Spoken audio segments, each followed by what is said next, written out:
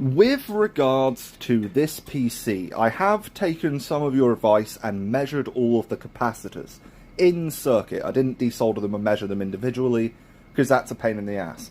I measured them all in circuit, and nothing is a dead short or ridiculously high resistance. Everything is within what I would expect for CPU VRM power. So that's annoying. Obviously, to do that, I took the motherboard out. As you can see, the CPU retention sockets are not actually in right now. The CPU cooler mounting hardware isn't in there right now. I took it out, I probed around a few obvious power rails to see if anything was missing. Unfortunately, that isn't the case. I measured the CMOS battery, and that was normal. I just haven't put it back in, which is surprising, because after 20 years, you would expect that to be dead. But it was 2.95 volts, which is a bit low, but good enough. Like, anything around 3 volts usually is fine for a PC. I put in a fresh battery just to be sure, and it didn't make a difference. And I've reseated the CPU a few more times, just in case it's a bad socket. Obviously, I should get some deoxidizer and clean through all of the connections here, but nothing looks like it would need cleaning. Obviously, you can't always tell with the naked eye. But I measured the power supply. It's giving me 12 volts, 5 volts, and 3.3 volts. So that's normal. It was within margin of error for those voltages. Some of them were a tiny bit low, but nothing that would stop the PC from turning on.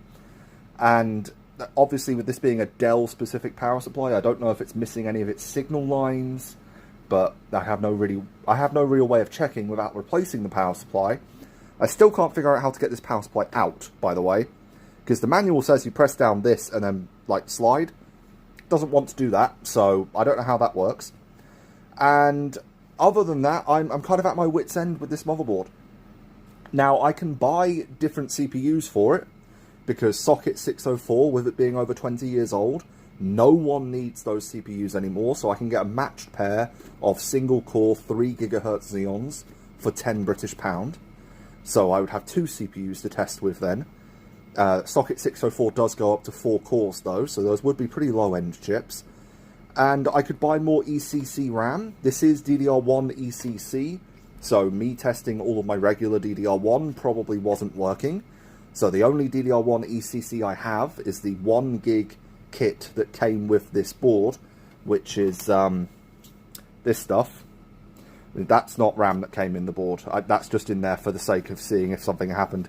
But this is the stuff that came with the board, DDR1 266 ECC.